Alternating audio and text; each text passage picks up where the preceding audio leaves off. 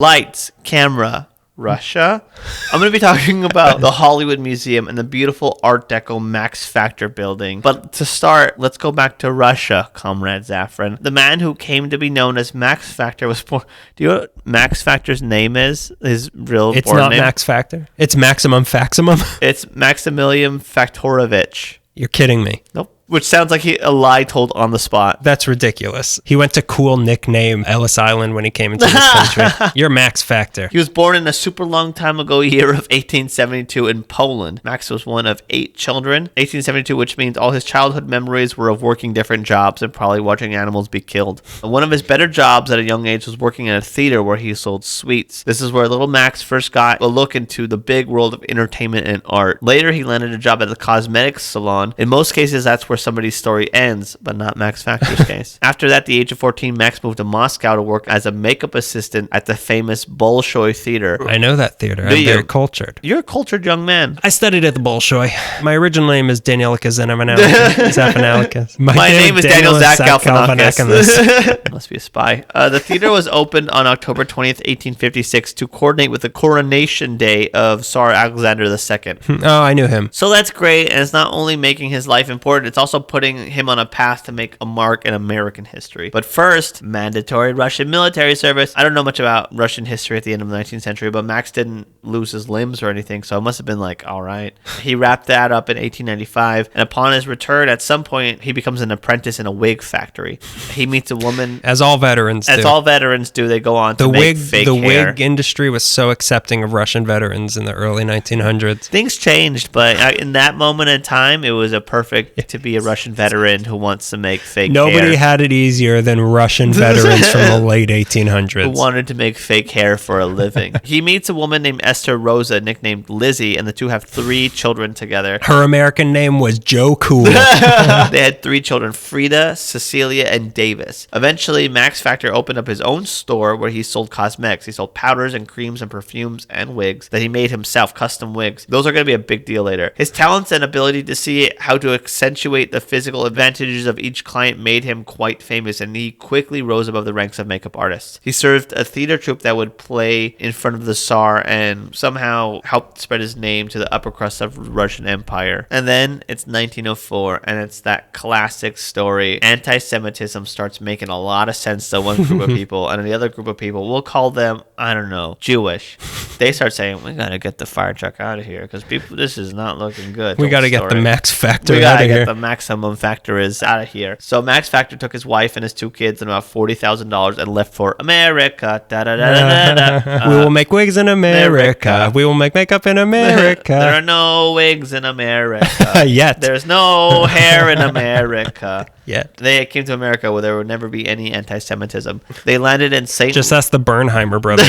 They landed in St. Louis, and this was, unlike most people, intentional. Not only it wasn't just a layover that went wrong. Not only did he have well-wishers in St. Louis who could help him establish himself, there was also the 1904 World's Fair in St. Louis. Max even set up a booth at it and sold cosmetics. After that point, Max opens up a barber shop. Eventually, everything seems to be going good. Him and Lizzie have 2 more children, Francis and Louis. They actually moved to St. Louis. They moved to St. Louis. Sadly, Lizzie dies suddenly from an aneurysm. He does what any man would do. He gets married again and has another child, and then that marriage doesn't work, and he meets another lady. The 2 of them and 5 children grab all of their stuff, and they head out west to sunny Southern California. The year is 1908. We barely have sustainable water, but yeah, sure, come over. Once in Los Angeles, Max Factor gets right to work. He opens up his first shop at the edge of downtown near Central and Pico. This was called, when you open up a store, it's got to have like a little bit of mystery to it and a little bit of like sex appeal. This was called the Antiseptic Hair Store. Ew. Based on brochures and ads, he seemed to specialize in making wigs and toupees. Do you know what happens in 1908? Hindenburg? Hindenburg happens. 1908 is also the year that Thomas Edison, sets up the Motion Picture Patents Company in New Jersey. Finally, we can make motion pictures so long as we pay Edison to use his patented technology, or we can move west where it'll take longer for him to find out that we've been using it. Where it takes twice as long for the cease and desist letters to arrive. Also, the weather was superb and different parts of the city offer different terrain. West is the best, east is the least. We all know it. Hey, it rhymes. You can't argue with it. The gloves don't fit. You must have quit. You can't argue with that. What I'm saying saying is Max Factor, the revolutionary Hollywood makeup artist, got to Los Angeles at just the right time. He preceded the Hollywood machine by a little bit. So he had his foot in the door. He had his wig in the door. He has his foot in the door because he was there before the door was built. So the studios in LA started filming things in the early 19-teens. And I don't know if you've seen silent films before. The makeup's kind of odd because of the cameras at the time, and the makeup had to be caked on. People had like raccoon eyes and pronounced lips. All this stuff used to create expression because it was so hard. And it was silent film, so you had to like mostly use expressions. But the makeup was like limiting. Just talk. Why didn't they just talk? I could read lips. Everyone couldn't read lips back then? It was said that they used ham brine on the face of actors as a tinting powder, a fine glaze for all those hams. Booyah, booyah, booyah. Baba booey, baba booey. Baba booyah. Wigs in Hollywood at the time were also very primitive. They were usually very coarse and they looked weird on people. Apparently they were made of cigar shavings or some crap. But you know who was really great at making tobacco? Tobacco shavings, sorry. You could also smoke the wigs. But you know who was really great at making wigs was that little Russian man who makes wigs and has a long weird name that when shortened sounds like a sports drink mixed with cologne. Yeah, Max Factor makes wigs. So around 1930, the studio started heading to a shop in downtown and he'd make custom wigs. But the issue there is that the prices for custom wigs were too high because of custom wigs. So many studios would rent the wigs for their shoot. The first industry man to do business with Max Factor was Cecil B. DeMille. The guy from the 400 Club? Yeah. I have to say his name really slow because I've been saying Cecil Bill DeMille and I can't do that anymore. Cecil Build-A-Bear. Cecil, you beat me to it because I am sick and I am just so slow. Fastest wit in this empty hallway. Son of a B. DeMille. This is for the movie called The Squaw Man, which I hated having to say. Sorry. So he rented to DeMille. Is that offensive? Yeah. Is it? Squaw? I don't know what that means. It's a Native American. Oh, okay. I think it's offensive. I don't like saying it, so it must be offensive. I can't pronounce it. It must be offensive. So he rented to DeMille, and I believe even got some work as an extra in either that pick or another, but it wasn't long lasting. And I think that was part of his deal. It's like, well, if you're gonna rent, then I want to be there with the hair. And then he had to he pretended to fall off a horse. I was watching a thing, and it didn't make a lot of sense. Studios kept churning out movies, and by 1915, Hollywood established itself as a mecca for filmmaking. And by the 20s, the motion pictures had established themselves as an art and entertainment, and made the viewing of films a necessity of American life. Los Angeles was the film capital of the world, and little Max Factor had, by chance, his foot in the door, which I said already. His wig in the door. Around this time, he comes up with his own brand line. He calls it Supreme, not the one you're thinking of, though. He doesn't skateboard. Yeah, they don't sell it on Fairfax? There's not a line outside the door. Did he do Diamond?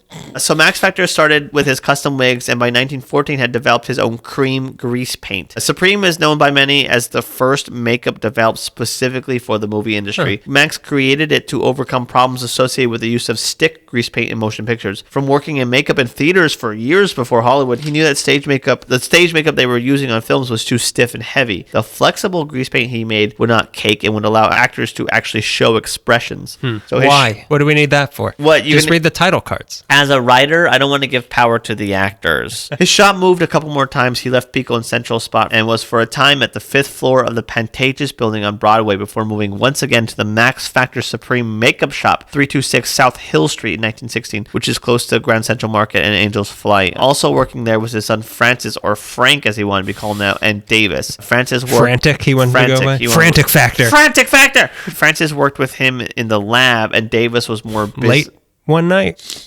I cannot think of a single lyric from Monster Mash.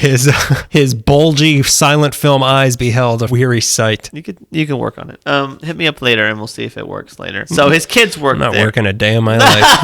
I'm a writer. What do I do? So Francis worked with Max in the lab, and Davis was more business and marketing. His daughters, Cecilia and Frida, also worked at counters at the store. By this time, Max was starting to get savvy about his salesmanship. He would take a cart full of cosmetics and park outside of the studio and wait for actors to leave for the day, and he would catch them. Right. I'm guessing in those days as an actor, you were your own makeup department. Studios didn't... Well, like Lon Chaney. Exactly. But he was special, though. He was special. A man of somewhere between 900 to 1,100 faces. Somewhere between 999 and 1,001 faces. Studios didn't even conceive of the idea for another year or so that as they began to appreciate the magic of makeup for films, they kind of didn't know that they should have their own department and have their own people doing this instead of actors being like, I got an idea. Yeah. So not only was he able to sell his wares, but he was also networking, making a name for himself among industry people from actors to studio heads. At the end of the 20s, a new technology threatened everything. Lights? Films in color. All of his makeup was green.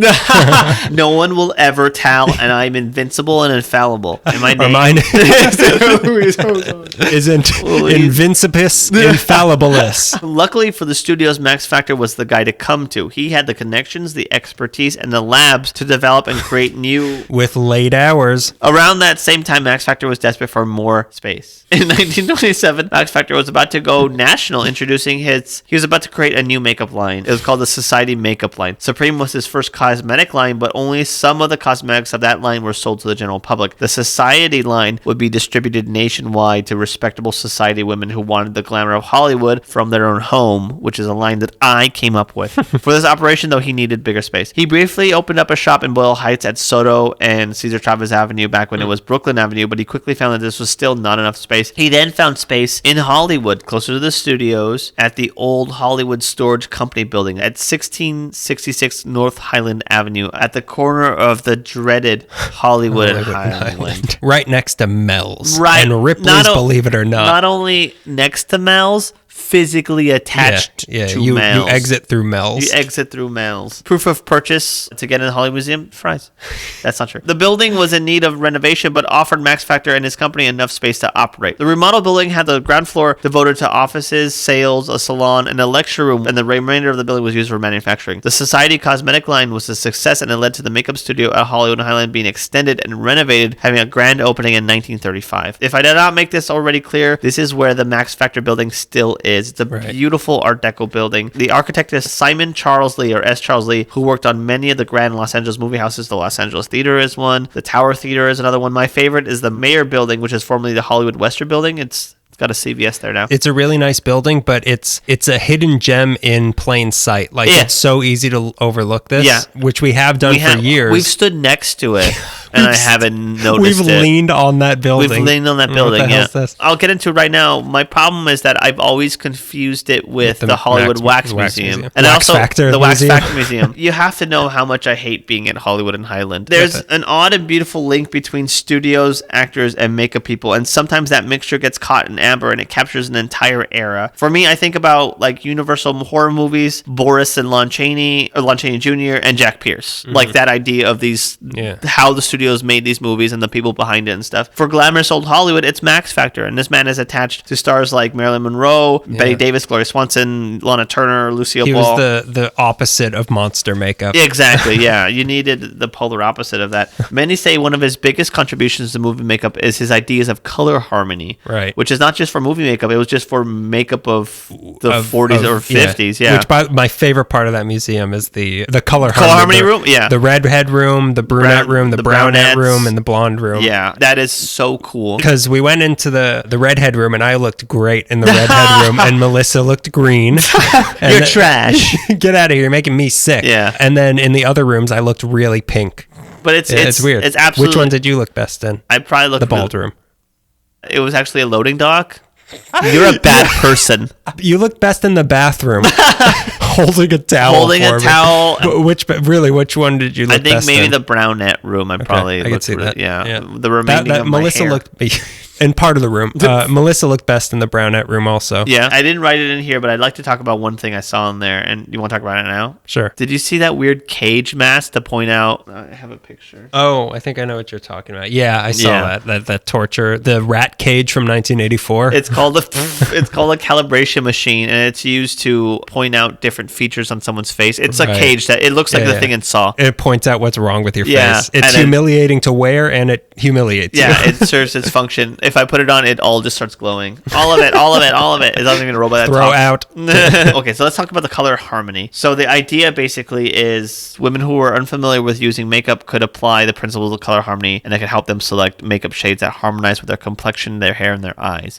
With the potential color combinations of skin complexion, hair, and eyes, color harmonies were divided into 4 widely ranged groups based on their hair color. Like we were talking about blondes, brunettes, brownettes, and redheads, which are categories that he invented himself. Really? He invented redheads, yeah. So women ordering a makeup what you would do is fill out a questionnaire, you request a questionnaire, and then they give you makeup suggestions in return. This was not a sales gimmick, although it was as successful as a sales gimmick. And the marketing pretty much made up femininity of that era. He continued innovating makeup. Well, let's say the way that works is because the room, like I said, the Redhead Room, the walls are all green. Yeah. So the coloring, the green complements red, so it should bring out a nice look in your skin. Yeah. And, the opposite with like the blonde room, it's a different colored wall. And then you have like the makeup to apply to that color of your hair, which is, And that's in the Redhead Room. That's where Lucille Ball, they realized like, oh, you should be a redhead. This is your color. It's crazy to go in that room where they've decided Lucille Ball is a redhead. You're not a mousy brown anymore. You're a redhead. Yeah. And hundreds of other, like every other star also. Yeah. Like Marilyn Monroe, like everybody, all the most famous actresses were in there getting their makeup done. I think it was Max Factor's son, but it's the same principle that goes throughout, which basically, Marilyn Monroe wanted to be Jean Harlow. So he's like, we're just going to like destroy your hair and make it so blonde. And then you're going to be, and he invented blonde bombshells. The same thing with Lana Turner. Max Factor Sr. was looking after Jean Harlow. He helped turn Gloria Swanson into like a movie goddess and stuff. He continued innovating makeup, and in 1935 he created a liquid grease paint called Satin Smooth Liquid Foundation with a satin smooth powder, which was created in a range of different natural skin tones and was guaranteed not to change color under studio lights. This was later called pancake makeup and was adopted by studios in 1937. It was so successful that women kept stealing it from studio sets for use at home. So at this point, Max Factor travels to Europe. He begins to receive death threats demanding money for his life, which is a kidnapping without the hard work. I want money to not kill you. And why did this happen? I think because he was probably rich. He was rich and famous, and it's the 30s, and people are like, I don't like this stuff. So this rattles the old man, so he returns home to California, and it's then, once he gets back home in Beverly Hills, that he passes away at the age of 65. Now I'm safe. I was getting a lot of really good information from this cosmetics website on him, and then they said that he was hit by a delivery truck and died from the injuries. That's literally the only place that says that, and I'm so curious. Cover up. He was all about cover up. Why couldn't his death be a cover up also? Max Factor legacy lived on through his children, who took over the company once their father passed. His son Francis, who changed his name. He hated his name so much he changed his name to Max Factor Jr., sold a line of pancake makeup, and it was the best-selling product in the history of the field. The company continued to develop cosmetics throughout the era of television and through the World War, whichever one had the Nazis in it. The company still had many family members still working for it, but in the 60s, the company went public, and in 1973, Max Factor merged with the Norton Simon Holding Company. Norton Simon, of course, of Norton Simon Museum. Antivirus. Yeah. He puts viruses on your computer. In 1986, Revlon purchased the parent company Max Factor, and then they sold the cosmetic products to Procter & Gamble for $1.5 billion in the 90s. In the early 90s, $1.5 billion, that was roughly like $66. Tough times. It was a bad time to be alive, which I was. In 2010, Procter & Gamble announced that it would no longer market any Max Factor products to the U.S. You gotta go to Russia, sucker. Really? You gotta go to Back UK, to the homeland. from whence it came. You can get it online pretty easy, they say. Now, not only did Norton Simon Co. and Revlon and P&G own Max Factor, they obviously own the building. There were some close calls with P&G over the fate of this historic building, but in 1994 they sold it to the Hollywood Museum because they understood the historic importance of all the Max Factor stuff. Now the Hollywood Museum currently owns and operates out of there, which is a wonderful place for all that stuff. The biggest drawback, like we said, one of the worst intersections in Los Angeles is Hollywood and Highland. Florence and Normandy is safer and more appealing than Hollywood and Highland. Also, it's attached physically to, as we said, Mel's Drive-In, which you and I have had some weird nights there. Very weird. It took 9 years to renovate and restore the Max Factor building back to the original glamour and glory of old Hollywood, and it reopened again in 2003. The mark of any great old building is the bathroom, and the lobby bathroom of the Max Factor building is so choice. I didn't use the lobby bathroom. I was going to, but I went to one upstairs where the workers would. Oh, was there workers up there? Piddle. No, because the workers, the old factory workers. Oh, right. Same thing with the lobby one. Did it have a cool soap dispenser? Yeah, it did. Yeah, the one downstairs. Yeah. We poop in cool places. Haunted, cool. It's just a great Art Deco gem. It looks like the ladies' powder room from that scene in Miller's Crossing. It's got white and rose-colored lavish marble, recreated historical chandeliers, pastel hues, which I like a lot, antique furniture. There's a lot of gold and silver leafing in there that I like a lot. Even like handrails and stuff I like a lot. That ground floor alone is worth the price of admission. Yeah, it's absolutely. So cool. Yeah, absolutely. And then you get so much more, which I didn't really ask for, but still I'll take it. The thing about that, because it feels like you'll walk out of the Redhead Room and you'll see the front door open onto Highland Boulevard, and you can kind of see Hollywood and Highland. Like you can feel like, oh, Lucille Ball or whoever walked out of here and then walked right out and went to Hollywood and Highland and became a star. Yeah, exactly. And I'm a redhead. And where's the movies now? Yeah, it looks like what you see in a movie from the 40s or the 50s. Yeah. Like it's not much has changed except for everything outside the door. Yeah. It still retains a little bit of that glamour, which I like a lot. And I like old Hollywood glamour a lot. And it's got perfect old Hollywood glamour. Yeah. And I was telling my girlfriend about it. And she's like, it sounds like a tourist trap. I'm like, it kind of is because I was there. Not really, though. Not because it's a hidden gem. The Wax Museum is a tourist trap. This isn't a tourist trap. But when I was standing in the lobby, I was asking the lady if she had any pamphlets to read for the historical stuff. People were just walking in off the street, tourists, and they were just like, what is this? And she'd say something, and they would just give money. Like, it captures some. It's not a tourist trap. But it's not like Hollywood and Highland. But, like, if you're walking around the street and you have a map of museums, you might stop there just because it's a museum. Yeah. There is a statue of Marilyn Monroe outside. You might get suckered into it. But that's part of Mel's. She's holding a hamburger. Is she holding a hamburger? I think she's holding it. I don't think that's her. You don't remember that scene from 7 Year Itch where she's holding a hamburger? I don't consider that a tourist trap at all. Okay, that's fair. A tourist trap is you're paying a lot of money to see things that aren't real. Okay. Wait. So you're saying the mystery spot on the way to Oregon's not real? The broom stood up straight. The places where you go do peyote and have fun. But no. I don't consider like a tourist trap. Wax Museum, Ripley's Believe It or Not. Like you're seeing things, but you're just seeing a replica of something that's famous. But in the Max Factor Museum, you're seeing, like we talked about, you see the prescription that killed Marilyn Monroe. They have one of the other bottles of the medicine that she overdosed on. I immediately saw that. She was killed by the Kennedys. I saw that and I thought, that's more of a museum of death thing. Yeah. We should all agree that this doesn't belong. But also, are you going to talk about the rest of the museum? Yeah, I'm going to go room by room for a little bit. Let's go.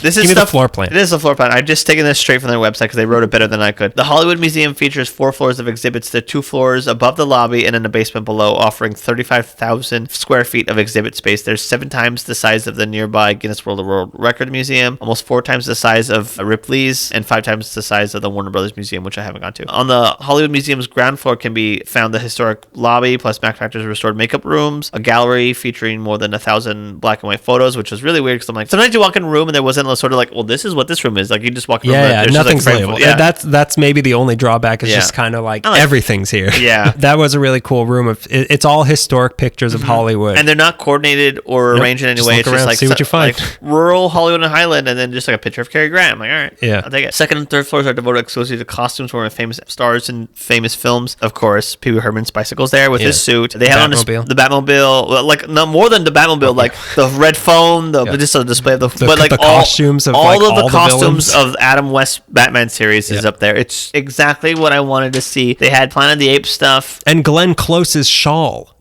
They've got a bunch of weird things. They have Mark Wahlberg's suit from the Planet of the Apes remake. They have a whole other area that's just autographs of that guy's collection. Yeah, the guy's collection. The Hollywood autograph hound guy. Like pretty much every celebrity's autograph, and then like the whole cast of Gone with the Wind, the whole cast of Casablanca. It's pretty cool. It's insane. It has one of the largest collections of genuine Marilyn memorabilia. A lot of historians. What was that? Marilyn memory?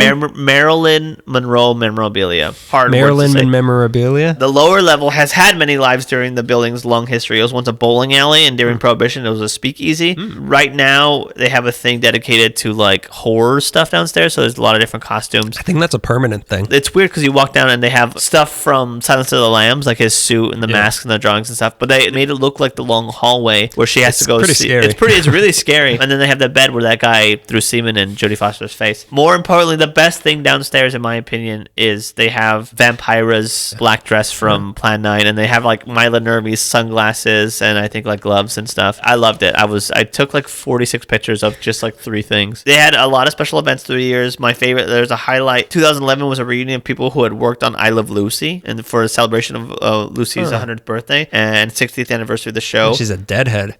One of the guests included her daughter, Lucy Arnaz, who played Elizabeth Short in a really weird TV. Little Lucy was playing Elizabeth Short in something. The museum is now open Wednesdays to Sundays, 10 to 5. It's $15 for entry, but $12 for students and seniors, and $5 for kids. Park at Mal's in the lot at Mal's. It's $8 for the first hours and $2 for each additional 15 minutes. But be smart and take take the red line. But it's really great. Or find street parking like I do. It takes me 45 minutes. 45 minutes to do it. It's well worth it. If you like old Hollywood, if you like just like costumes and autographs and stuff and just memorabilia, it's a perfect place to go. Yeah, I hadn't. Like I said, I had never been there until the day after Thanksgiving we went, and I couldn't recommend it enough to everybody. It was so cool.